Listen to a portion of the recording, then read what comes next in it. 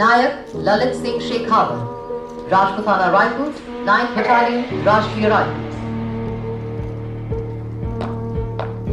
11 नवंबर 2021 को जम्मू और कश्मीर में घेराबंदी और तलाशी अभियान के दौरान नायक ललित सिंह शेखावत ने भीषण गोलीबारी के बीच आगे बढ़कर मुकाबला किया और आतंकवादियों को भागने से रोका। उन्होंने एक खूंखार आतंकवादी यावर भट्ट को पहचाना और उसकी सूचना घेराबंदी दलों को देकर आतंकवादियों के भागने के इरादे को